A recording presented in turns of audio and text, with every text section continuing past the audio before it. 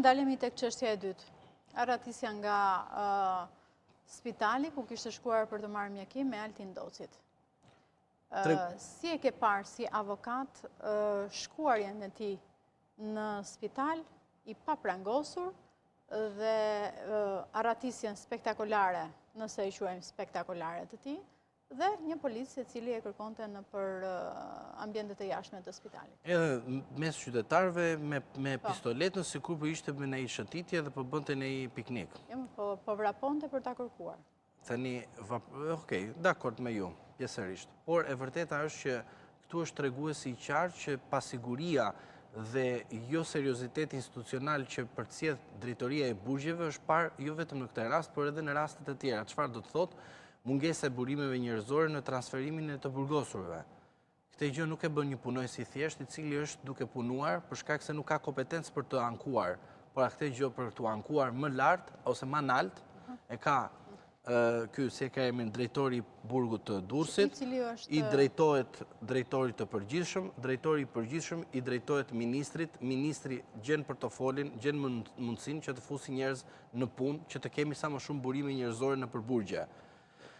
Dhe kjo mënyra e arrestimit të njerëzve të cilët nuk kanë lidhje me situatën, po thjesht janë aty gjendur në një situatë të pazakontë për arratisjen e personit dhe mbajnë një përgjegjësi administrative dhe penale që nuk i ngarkohet, po duhet i ngarkohet drejtorit të përgjithshëm të burgjeve, i cili nuk ka marrë masa, duke çfarë?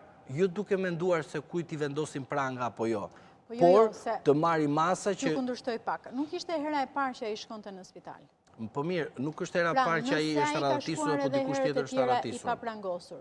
Jo, nuk është hera parë që një person arratiset. Nuk është mbi gjitha, po. Edhe nuk është hera parë që njerëz vdesin nëpër burgje apo vdesin nëpër spitale kur shkojnë edhe nuk kanë mjekimin e duhur. Jam dakord. Por tani përgjegjësia duhet shkojë ku? Te personat që ishin aty dhe dështuan operacion në kuptimin e kapjes apo tentativës ose largimit. Po përgjegjësinë ne kemi gjetur tek po jo, personat të cilët janë jo, a ne duhet ta gjejmë tek personi që është personi i përgjegjshëm, drejtori i përgjithshëm i burgjeve duhet të shkarkohet. Drejtori i Durrësit duhet të shkarkohet. Pastaj, a kemi të bëjmë me seriozitet të masave, ka dështuar, kur derisa ke këtë drejtor të përgjithshëm që nga momenti kur është futur, deri më sot ke të burgosur që kanë vdekur në përqeli, ke personat të cilët janë arratisur. Pra, kjo është treguesi i qartë që aty nuk ka siguri, aty ka një pak tjetër, thjesht vetëm të kuptojmë qartazi që tek 313-a për të shkuar nga tuneli deri tek burgu, duke shkuar deri tek gjykata për masën e sigurisë, të vendosin pranga. Pra do të thotë që ti edhe në një vend ku je i monitoruar 100% të vendosin pranga. Në rastin konkret, personit nuk i kanë vendosur pranga dhe ka shkuar sikur po shkon me shokët e vet për kafe ose në një vend tjetër. Të vendosin pranga, ish ministri i shëndetësisë në komision është paraqitur me pranga dhe mburuar me xhaket. Po. Edhe klienti im Ilir Meta po njësoj është dërguar me pranga. Po, edhe klienti im zoti Meta është dërguar nga aty 313 deri tek ajo që themi tek gjykata me pranga brenda tunelit. Që arratisja e tyre është shumë herë 5% më e vogël. Më e vogël. Mos them 00000. Ministri Lamallari në fakt ka urdhëruar rishikimin e sigurisë në burgun e Durrësit dhe rishpërndarjen e të dënuarve me rrezikshmëri. Ai nuk u largua nga burgu. Të sigurisë së lartë. Po, ai nuk u largua nga burgu, ai u largua nga spitali. Edhe një herë, mos çojmë vëmendje diku tjetër. Çfarë do të sigurojë zotëria në fjalë ministri i partisë? Se unë se kuptoj këtë gjë. Personi u arratis nga spitali. U arratis mas mos nuk e kuptuar nga spitali i burgut. Apo në spitali i Durrësit, që s'ka lidhje me burgun. Pse ky duhet shtoj masat e burgu? Se tani nuk e kuptoj këtë gjë. Sepse duhet t'i japim edhe opinionit të kuptoj. Pra unë marr masa për burgun ku ndërkohë ka masa. Duhen burime njerëzore, nuk mundet një punojës të bën 20 punë për burgje. Pra, drejtori i burgjeve duhet i drejtohet drejtorit të përgjithshëm të burgjeve dhe drejtori i përgjithshëm të burgjeve t'i thot atij të lëri masat dhe mashtërimet publik dhe merr njerëz dhe futi në punë sepse njerëzit po bëjnë më shumë punë se sa duhet. Pse realisht nuk ishte punonjës aty për të Po, shoqëruar t'ju them unë një rast, burgosur të t'ju cilët them një shkonin rast në unë që spitalin mësova. e qytetit të T'ju Durrësit, them sepse ishin 2 të burgosur në të njëjtin furgon me 5 Po, punonjës t'ju them policie. unë një rast, t'ju them unë një rast ju të kuptoni diçka dhe shqiptarët kuptojnë edhe ata sepse duhet ta kuptojnë. Burgjet kanë të burgosur dhe të paraburgosur dhe të dënuar. Po. Këta të burgosur dhe të dënuar kanë diçka që nëse kuptojmë dot, pra kur nuk e din.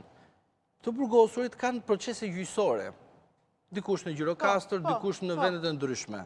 Dhe tani, kur ty të vjen ftesa nga gjykata, ti se drejtori burgje, edhe drejtori burgut, posaçëm varet kush burg është, duhet të bëj gati grupin që të shoqërojë një të dënuar apo të paraburgosur në proces. Po ju e dini që këtu duhet 5 veta, duhet i kesh 0, pra duhet ikin nga burgu. Po kush do bëj punën tjetër? I bie që do bëj dikush tjetër. Po këte më mungesë zëvendësimi nuk e kanë bërë. Dhe këte gjë nuk e mba përgjegjësi punojësi që ishte me atë edhe u arratis. Nuk e mba përgjegjësi një person i cili nuk ka kompetencë drejtuese dhe administrative.